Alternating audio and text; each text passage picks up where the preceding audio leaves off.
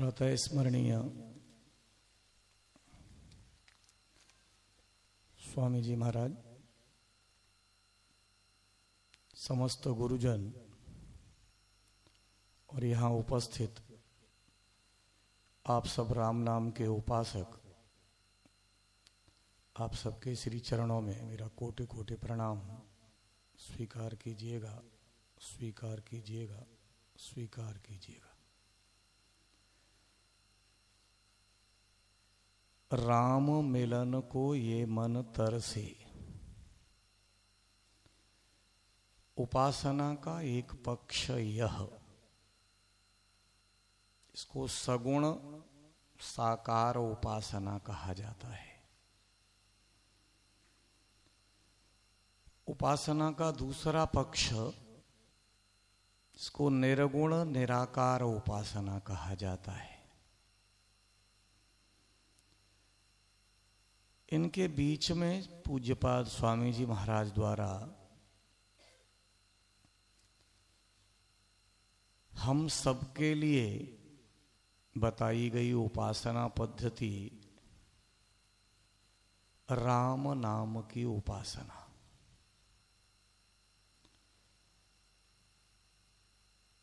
चार अलग अलग युगों की स्थिति अलग अलग है। ये समस्त संसार तीन गुणों से मिलकर बना है, सत्वगुण, रजोगुण और तमोगुण।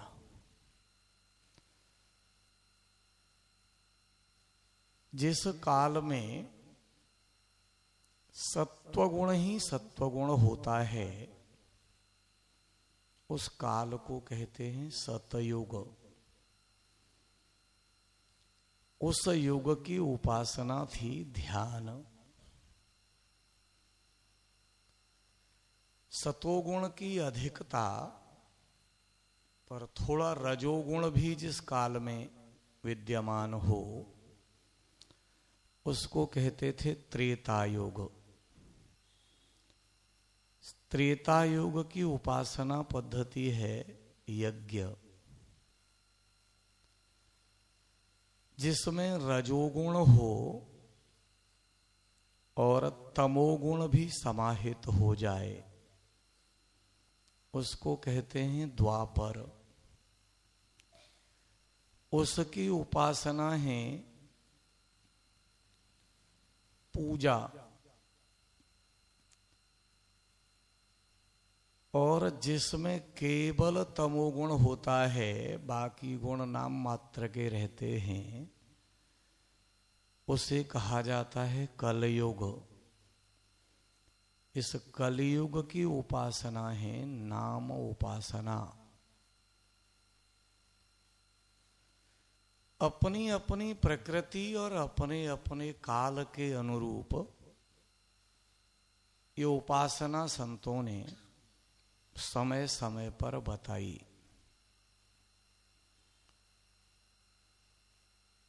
त्रेता का जो यज्ञ है, उस यज्ञ में सर्वश्रेष्ठ यज्ञ माना जाता है जप यज्ञ। गीता जी में भगवान श्री स्वयं कहते हैं, यज्ञों में मैं जप यज्ञ हूं। सारे शास्त्रों का अनुशीलन करने के पश्चात पूज्यपाद स्वामी जी महाराज ने अपनी साधना और अनुभूति के आधार पर हम सबके लिए जो साधना पद्धति प्रकट की, वह राम नाम की उपासना है। गोस्वामी तुलसीदास जी को स्वामी जी महाराज अपने सर्वाधिक निकट पाते हैं। इसलिए जब हम श्री रामायण सार का पाठ करते हैं, तो अंत में जाकर परिशिष्ट में नाम महिमा स्वामी जी महाराज लिखते हैं।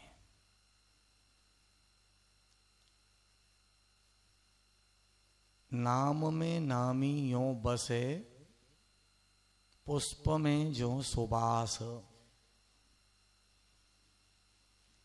शब्दार्थ गुणी गुणवत, स्वामी जी महाराज कह रहे हैं। शब्द और अर्थ जैसे एक दूसरे से अलग नहीं किए जा सकते। ये शब्द है और ये अर्थ है, ऐसा कोई भिन्न करके नहीं बता सकता। गुण और गुणी को जैसे भिन्न नहीं किया जा सकता, ऐसे नाम और नामी को अलग अलग नहीं किया जा सकता। इसलिए ये दोनों एक हैं। गोस्वामी जी को निकट इसलिए पाते हैं स्वामी जी महाराज, क्योंकि वही बात कहते हैं, गिरा अर्थ जल बीच सम, कहियत भिन्न न भिन्न। स्वामी जी महाराज ने शब्द प्रयोग किया था शब्दार्थ, और पूज्यपाद गोस्वामी जी शब्द प्रयोग करते हैं गिरा अर्थ, वाणी और उसका अर्थ, जल और उसकी लहर। केवल कहने के लिए भिन्न भिन्न हैं, वस्तुतः ये अभिन्न ही होते हैं। ठीक ऐसे ही नामी और नाम। इसलिए कलियुग की जो प्रधान साधना है, हमारे युग की जो सर्व प्रमुख साधना है, वह राम नाम की उपासना है। परंतु इस नाम महिमा के अंतर्गत पूज्यपाद स्वामी जी महाराज दो बातें हमारे सामने प्रमुखता से रखते हैं। नाम का निरूपण और जतन, ये दो चीजें होनी चाहिए। जेब में हीरा रखा हो और हमें हीरे की कीमत पता नहीं है, उसका महत्व पता नहीं है, तो हम भूखे भी हो सकते हैं, प्यासे भी हो सकते हैं, आश्रय विहीन भी हो सकते हैं, अपने को अत्यंत दीनहीन अनुभव कर सकते हैं। परंतु यदि कोई जौहरी मिल जाए जो हमारी जेब में रखे हीरे के महत्व का बोध करा दे, बोध होते ही आंतरिक कष्ट तत्काल दूर होगा। जो अपनी विपन्नता की अनुभूति थी उसी क्षण दूर हो जाएगी। मैं बहुत गरीब हूं, दीन हूं, हीन हूं, मेरे पास कुछ है नहीं, ये अभाव तत्काल दूर होता है। मेरे पास इतना कीमती हीरा है, यह बोध होते ही आंतरिक विपन्नता समाप्त होती है, और फिर उस हीरे का सदुपयोग करके थोड़े ही समय में बाहरी विपन्नता भी ठीक की जा सकती है, दूर की जा सकती है। ये नाम इसी प्रकार का है, परंतु गुरु रूपी जौहरी चाहिए। परमात्मा अंदर विराजमान है, अस प्रभु हृदय अछत अविकारी। सबके अंदर वो परमात्मा मौजूद है, परंतु बाहर संपूर्ण संसार के लोग अत्यंत दुखी दिखाई देते हैं। कारण बहुत स्पष्ट है, उनके जीवन में अभी कोई गुरु रूपी जौहरी नहीं आया जो इस नाम के महत्व का निरूपण कर सके। ये राम नाम कितना प्रभावशाली है। नाम महिमा में पूज्यपाद स्वामी जी महाराज ने रामचरितमानस की उन चौपाइयों में से कुछ को हमारे समक्ष रखा है। क्या है ये राम नाम? इसका निरूपण बंदऊ राम नाम रघुबर को, जो राम है उनके राम इस नाम की मैं वंदना करता हूं। क्या है राम?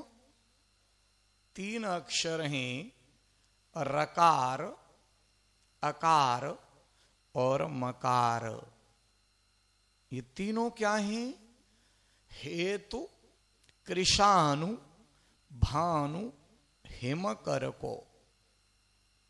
जो रकार है वह कृशानु का बीज मंत्र है।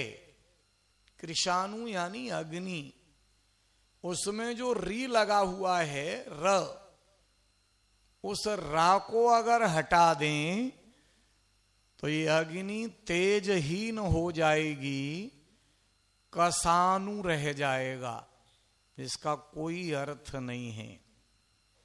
तो कृशानु यानी अग्नि में जो तेज है वह संपूर्ण तेज रकार का है।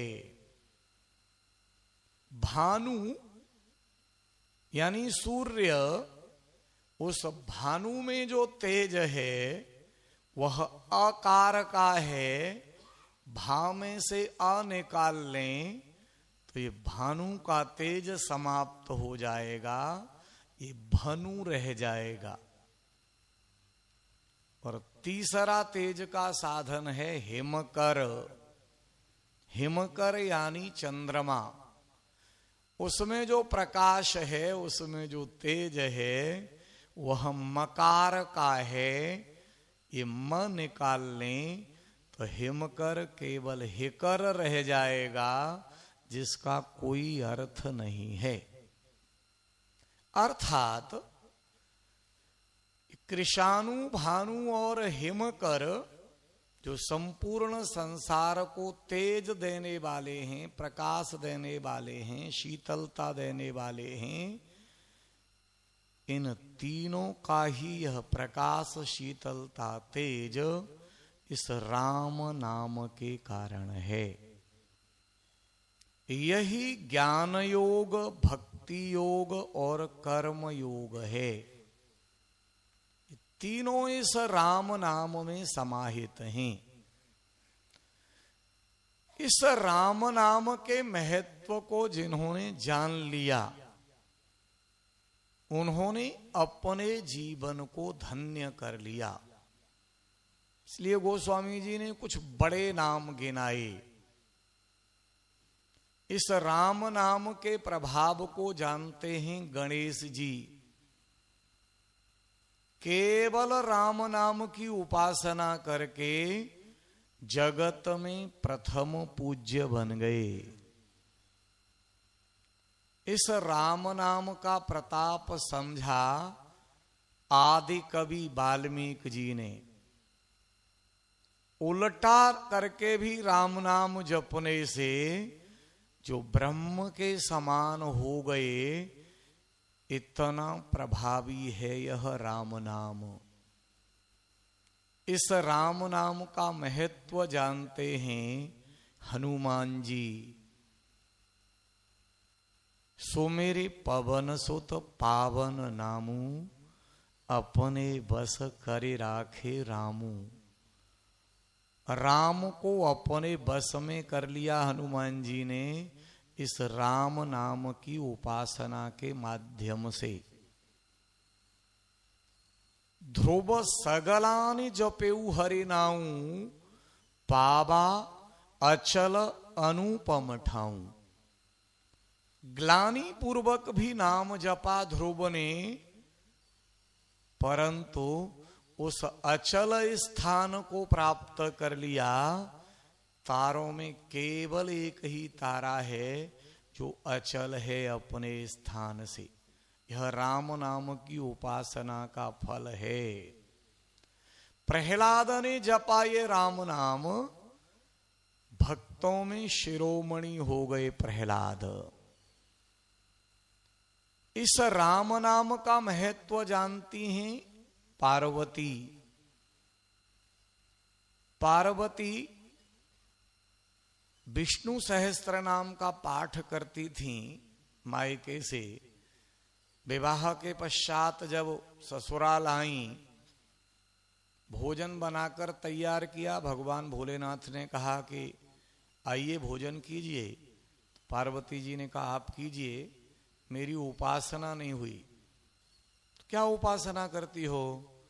पार्वती जी ने कहा विष्णु सहस्त्र नाम की। शंकर जी ने कहा एक बार राम नाम बोल दो, विष्णु सहस्त्र नाम के बराबर फल हो जाएगा। सहस नाम सम सोने सेव बानी, जप जेई पिय संग भवानी। और बाबा कहते हैं कि स्वयं भगवान भोलेनाथ राम नाम का प्रभाव जानते हैं। नाम प्रभाव जान शिवनी को, कालकूट फल दीन अमी को।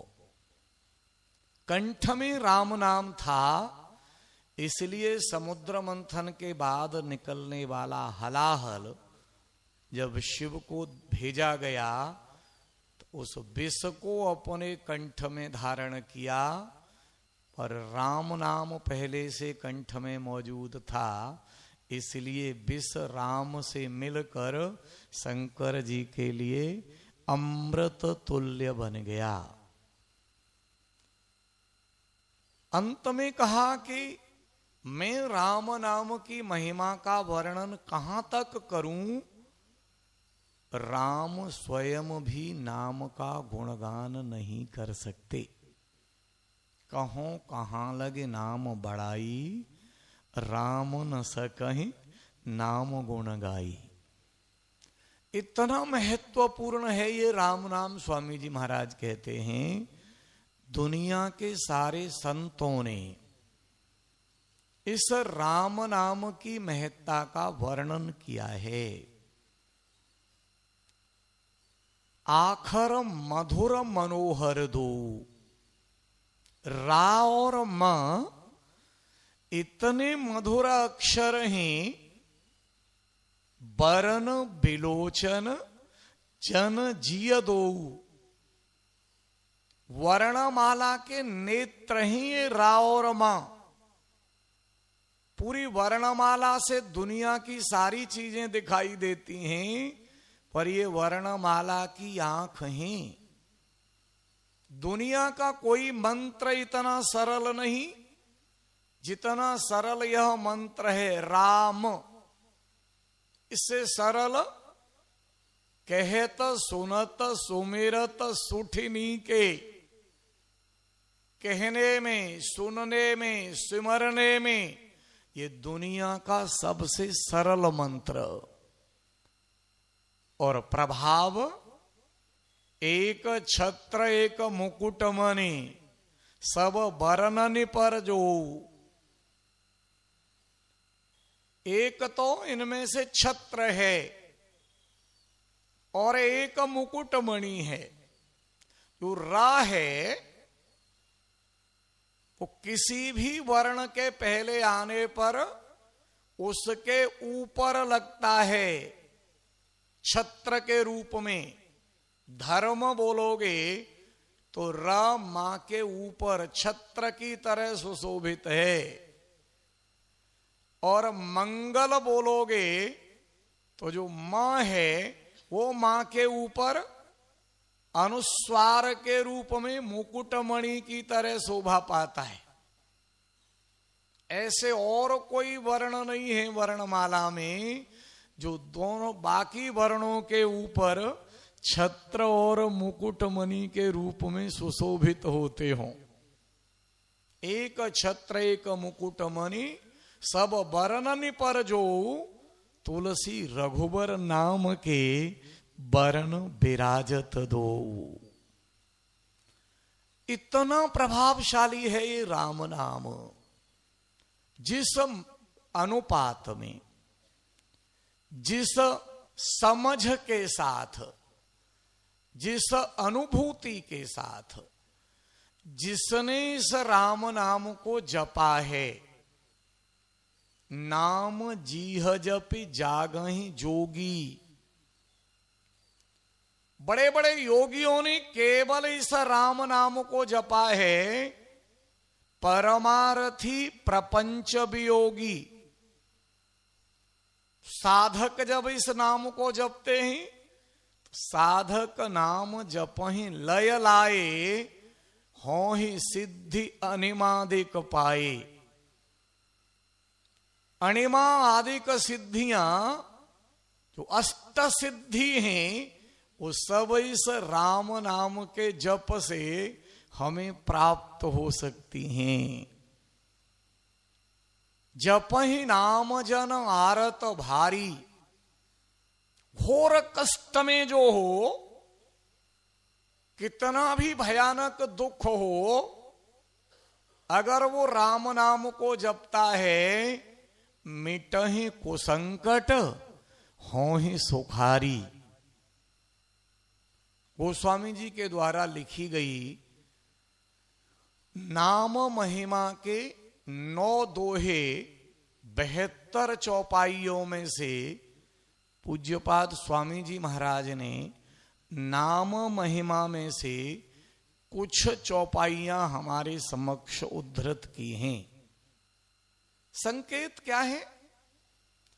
ये राम नाम कितना प्रभावशाली है, इस मंत्र का निरूपण। जब साधक को ध्यान में आ जाए कि इससे बढ़कर और कोई शक्ति दुनिया में नहीं है, इसलिए उपासना में स्वामी जी महाराज ने शुरुआत कहां से की? सर्वशक्तिमते परमात्मने श्री रामाय नमः। सर्वशक्तिमते है, ये निरूपण जब हमारे समक्ष हो जाता है, हमको नाम की महिमा ध्यान में आ जाती है, तब उस राम नाम में हमको आनंद की अनुभूति होने लगती है। उस हीरे की कीमत हम समझ पाते हैं, अन्यथा तो वह हमारे लिए केवल कांच का टुकड़ा मात्र होता है। पर इस निरूपण के बाद एक और चीज है, स्वामी जी महाराज जिसकी ओर संकेत करते हैं।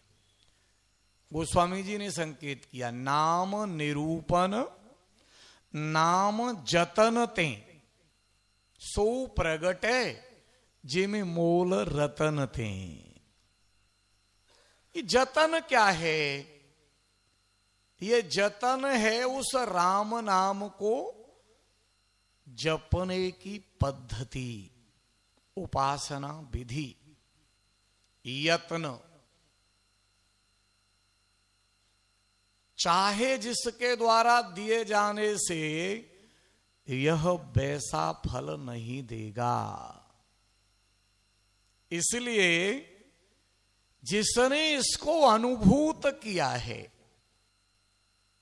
जिसने इसकी शक्ति को जाना है, जिसने इसको समझा है, जिसने इसकी उपासना की है। उपासना का अर्थ होता है निकट बैठना। जिसके जीवन में रम गया है ये राम नाम, ऐसे किसी महापुरुष से जब नाम लिया जाता है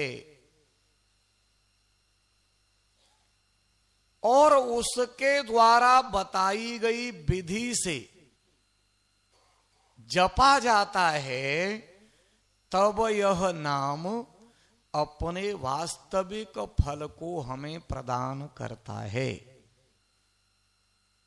इसलिए नाम जप, नाम लेना किससे? उनके द्वारा बताई गई विधि को कैसे धारण करना, उस नाम को जपना और नाम जप के साथ ध्यान, कैसे अपने अंदर उसको रमाना, कैसे अपने अंदर उसको प्रकट करना,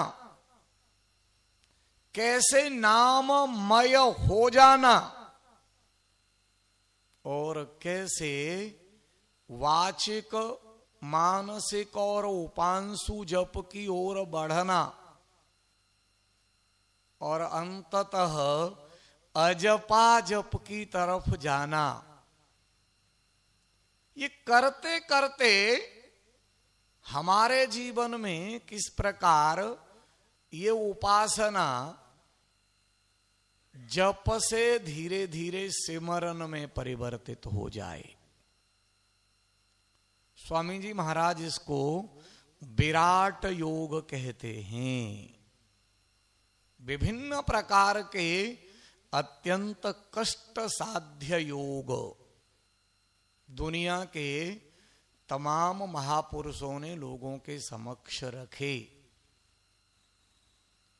सारे योग हमको जीवन का लक्ष्य प्राप्त करा सकते हैं, परंतु अत्यंत कष्ट करके हम वहां पहुंच सकते हैं। और स्वामी जी महाराज कहते हैं, हरि को सिमरो ध्यान से, चलते फिरते बाट।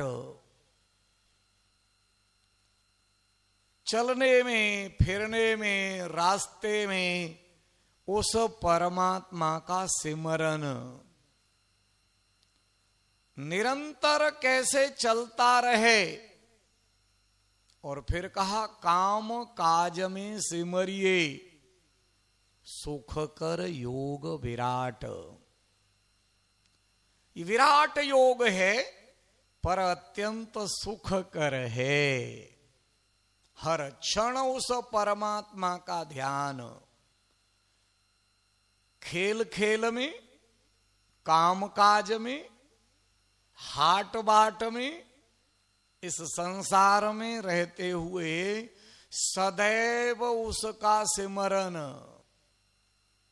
और ये सिमरन होते होते हमारे जीवन में सुखकर ढंग से विराट योग के रूप में परिवर्तित हो जाता है।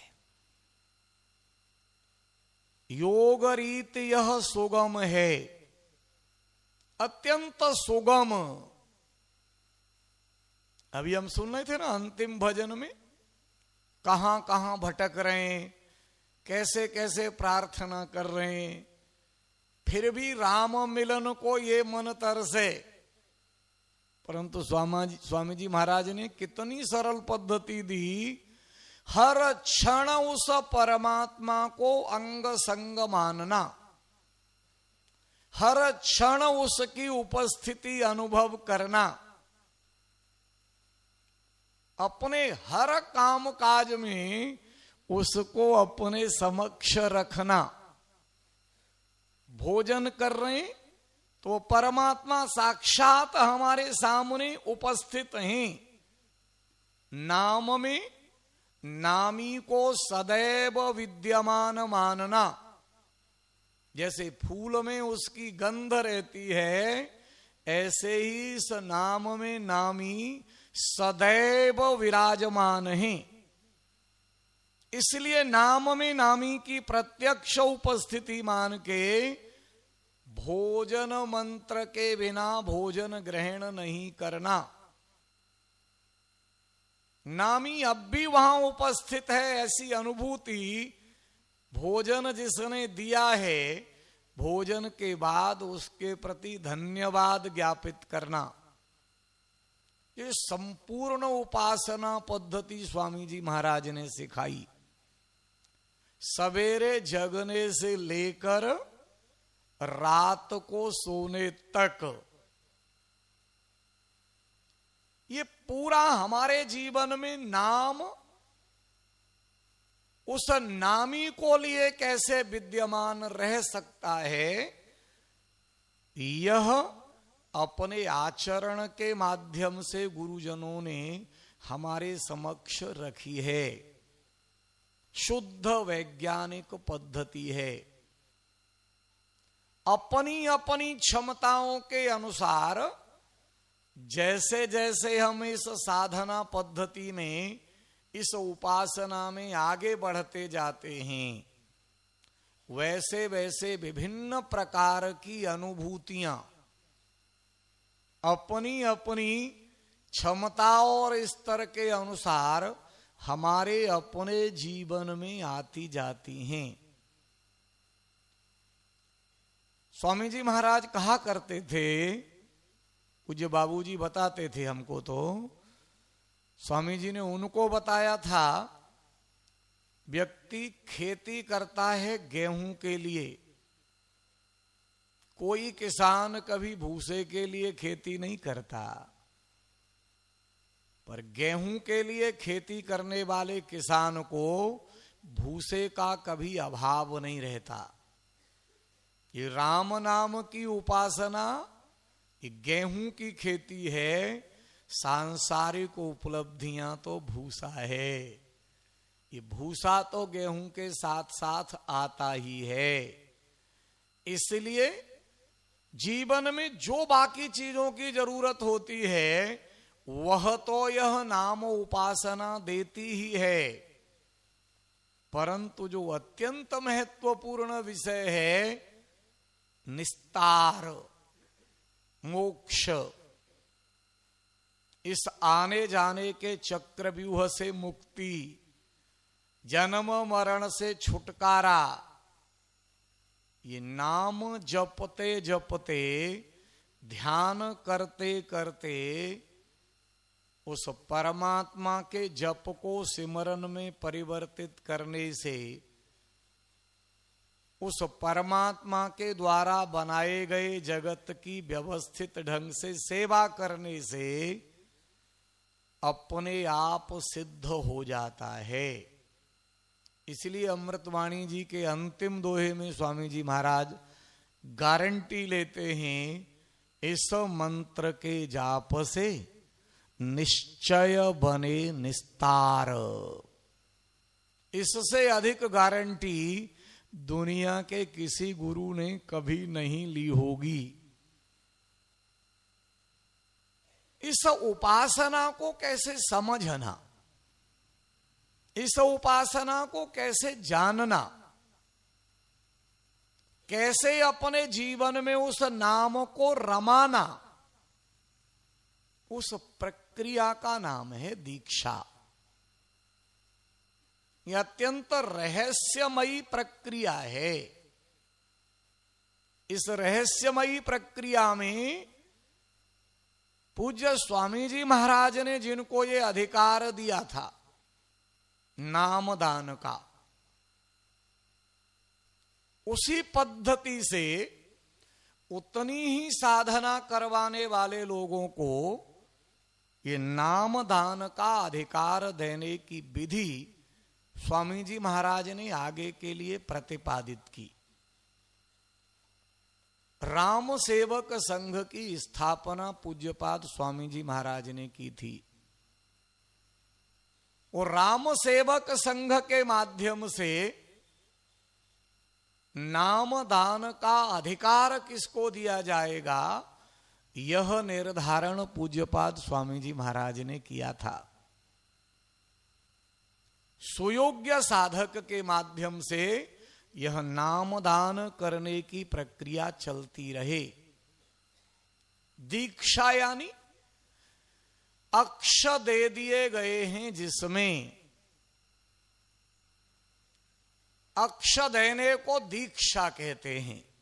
अब तक हमारे पास संसारी आंखें हैं, परंतु गुरु के माध्यम से हमको पारमार्थिक अक्ष प्रदान किए जाते हैं। गुरु इस प्रक्रिया में अपनी उस दृष्टि को हमारे मस्तक पर केंद्रित करके इस बीज रूप राम मंत्र को वहां आरोपित कर देता है और जतन बता देता है। कैसे जपना, कब जपना, ध्यान कैसे करना, उसकी प्रक्रिया क्या है, उसकी पद्धति क्या है, उसकी विधि क्या है, ये पूरा दीक्षा के अंतर्गत बताया जाता है और वचन लिया जाता है। करते रहोगे ना, छोड़ोगे तो नहीं। और वचनबद्ध साधक जब उस पथ पर आगे बढ़ता है तो इस राम नाम उपासना में गुरु उंगली पकड़कर चलना सिखाता है। गुरु अपनी गोद में बिठाकर सहारा देता है और फिर अपेक्षा करता है कि धीरे धीरे साधक आत्मोन्नति करते हुए इस पथ पर आगे बढ़ता जाए। तब स्वामी जी महाराज साधक और परमेश्वर के बीच से अपने आप को हटा लेते हैं और उस साधक को सीधा राममय कर देते हैं। ये जो व्यवस्थित प्रक्रिया है, अत्यंत सुव्यवस्थित तरीका है, ये स्वामी जी महाराज की बनाई गई पद्धति के अनुसार चलता रहता है तो वैसा ही फल देता है जैसा स्वामी जी ने अपने ग्रंथों में वर्णन किया है। इसीलिए स्वामी जी महाराज ने कहा योग रीति अति सुगम है, बहुत सुगम तरीका है, ये फल है अमित अपार। इस राम नाम की उपासना का फल स्वामी जी महाराज कह रहे हैं अमित अपार। पर चाहिए क्या इसमें? इसमें दो चीजें चाहिए। अति विश्वास का काम है, श्रद्धा की है कार। अति विश्वास चाहिए इसमें और परम श्रद्धा चाहिए। विश्वास और श्रद्धा पूर्वक जो इस राम नाम को बताई गई पद्धति के अनुसार जपता है उसको दुनिया में किसी और उपासना की आवश्यकता नहीं रह जाती। पूज्यपाद स्वामी जी महाराज ने कैसे लोगों के मन में ये रमे, इसके लिए साधना सत्संग लगाए, विशेष शिविर किए। इन शिविरों की आवश्यकता पड़ती है। अपने श्री राम शरणम में नवंबर में साधना सत्संग होता है। उस 3 रात्रि साधना सत्संग के माध्यम से हम उसका रिवीजन करते हैं। 3 रात्रि यहाँ रहकर उस निरूपण और जतन को पुनः स्मरण करते हैं। इसी प्रकार के अवसर खुले सत्संग और शिविरों के माध्यम से भी मिलते हैं। 23 मार्च से 26 मार्च तक ऐसा ही एक अवसर हम सबको फिर प्राप्त होने वाला है। ये अवसर राम नाम उपासना शिविर इस नाम से यहाँ रहेगा। पद्धति साधना सत्संग की तरह ही होगी, नियम वैसे ही होंगे, कुछ सुविधाएं उसमें खुले सत्संग की तरह की हैं। इसलिए अच्छे साधक इस राम नाम उपासना के शिविर में भाग लें। ये प्रयत्न भी हम सबको करना चाहिए, बाकी लोगों को ये अवसर प्राप्त हो। पूज्यपाद महाराज जी ने मुझे कहा था एक व्यक्ति को श्री राम शरणम की ओर लाना ये एक यज्ञ करने के समान होता है। इसलिए जो तमाम साधना पद्धतियों में उलझे और भटके हैं उनको निवेदन करना, एक बार श्री राम शरणम आकर देखो और देखने के बाद समझ में आए तो यहाँ की दीक्षा होती है। हर एक पूर्णिमा को, इस बार अभी ये 24 फरवरी को पूर्णिमा को होगी नाम दीक्षा। हमारे परिचय में, हमारे संपर्क में जो लोग अपने जीवन को धन्य करना चाहते हैं, ऐसे लोगों से बात करके उनको श्री राम शरणम के बारे में बताना, इस राम नाम की उपासना पद्धति के बारे में उनसे चर्चा करना और उनको श्री राम शरणम की ओर उन्मुख करना, यह सेवा है। सिमरन और सेवा साधना के दो पंख होते हैं। एक पंख से कोई पक्षी कभी नहीं उड़ सकता। सिमरन करें और साथ साथ सेवा करें, सेवा करें और साथ साथ सिमरन करें। ये दोनों पंख जब मजबूत होते हैं तब निश्चित रूप से हमारी साधना उस स्तर तक जाती है जिस स्तर के साधक की अपेक्षा पूज्यपाद स्वामी जी महाराज को थी। अपने गुरुजनों की अपेक्षा के अनुरूप हम राम नाम की इस उपासना को अपनाएं। इससे बढ़कर और उनके आनंद का कोई विषय नहीं हो सकता।